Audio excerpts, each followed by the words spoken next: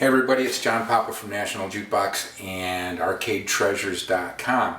I've been getting a lot of questions about Chester Pollard games and their values and how rare they are and that sort of thing. So I wanted to just go over a few things about Chester Pollard and a couple of the other manufacturers that made similar games. Certainly the most popular Chester Pollard game is the Play Football game. They made more of these than any other game, and the reason why is because it was super popular in arcades because it was fun and it took in a lot of money. The reason why it took in a lot of money is because for a nickel you basically got one ball, which for the time, if you think about it, one ball for a nickel, that's relatively expensive for 1921, 22, 23, 24 in that area. The reason why they got away with it is because it's so much fun.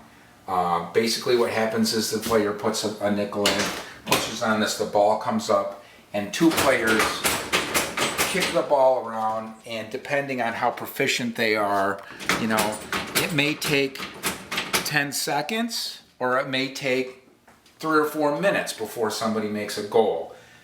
But here's the thing, somebody makes a goal, okay. This guy, the red player, this guy over here gets a goal. Okay, it's 1-0. Now the other guy wants a rematch. It's going to cost him another nickel. Puts a nickel in. Okay, they start going at it again. They have a ball. This guy gets a goal. Now what? They got a tie score. They got to break the tie. Costs them another nickel. So by the time they got done playing, the arcade operator made a lot of money. There's a ton of these games out. We've got probably a dozen of them sitting here in our place, but bang for the buck, you just can't beat it. It's the most fun game out there. Now, the second most fun game that Chester Pollard made was the Play Golf. This though, it's a little different. It's a one-player game. Okay, you put your nickel in, and you get 3 little balls come up, 3 little golf balls come up, and the little you can manipulate the little golfer guy. Okay, so the player puts a nickel in, presses this button, and a little ball comes out. Okay, now he can aim, and then with this lever he can shoot. And now he's trying to go for 1 hole, 2 hole, 3 holes, and obviously the 3rd hole is the hardest because you got to jump over that ramp. And you do that. Oh, I got lucky. There's also a counter on this machine, which is kind of rare. This particular one is a hotel model. It has the riser in the middle and the turned legs, and this is a walnut cabinet. 99% of these things were poplar, and they're not nearly as pretty as this. I think there were only 4 of these known. David Copperfield has one. Tim Leganke had one, but he sold it. I don't know where that ended up. There's this one here, and there's one other. But anyway, okay, so you get the idea. You're playing, and then, okay, you get your second ball, and now we're going to try for this hole down here. And you didn't get it. So you get the idea. And then the 3rd hole, you got to go up. Oh!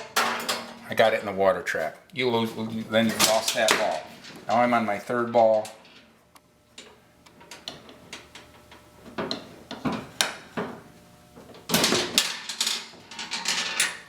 Didn't make it. Goes back down through, you get another shot. So anyway, you get the idea. It's not nearly as much fun as the Play Football.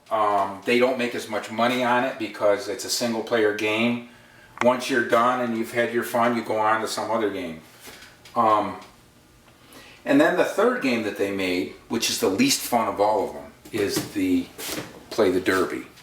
Now, this is basically one of these turn racers where the 2 players, again, somebody puts a nickel in, it activates these things. The horses go around the track, and basically whoever's willing to break their wrist wins. Whoever's willing to turn this thing the fastest is going to win. The problem is, how many times do you want to do that? I mean, you play it once and it's like, okay, my wrist hurts, forget it. Least popular in the penny arcades, made the least amount of money in the penny arcades, but it's the rarest because they didn't order many because it wasn't that much fun. So there's only a handful of these things known. At one time they were $60, $70, $80, $90,000. I don't know what they're worth now, but because of the fact that it wasn't fun, it has now become the rarest and the most valuable.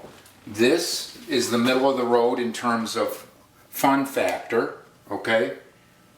And because of that, the value of it now is middle of the road because they're out there. There's probably, I'm willing to bet there's, not of this particular model, of the hotel model, but of the regular model, I would say there are,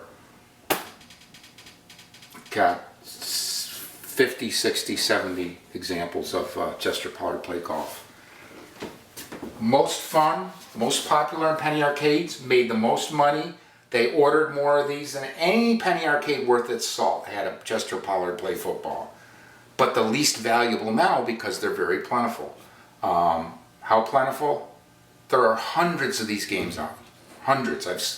We've owned a lot. So there were a lot of other manufacturers too of golf games. You know, back then they all copied each other. There was another manufacturer who made a game called Hoopman Golf. And Chester Pollard sued this company back in 1928, I believe.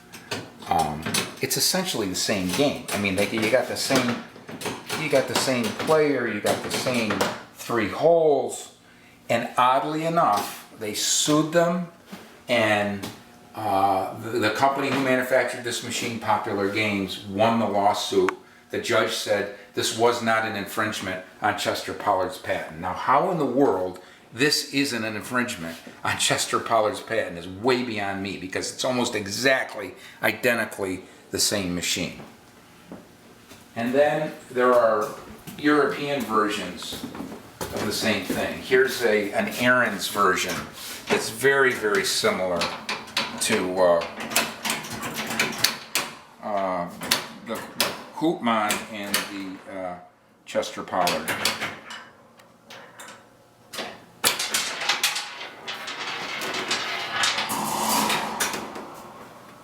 Meanwhile, if you have any of these games, you need them restored, or you want to sell them, or you want to buy them, give me a call. Go to arcadetreasures.com or nationaljukebox.com, or go to our new Facebook page, our new National Jukebox Facebook page, and like us. Click the like thing. Alright, happy gaming.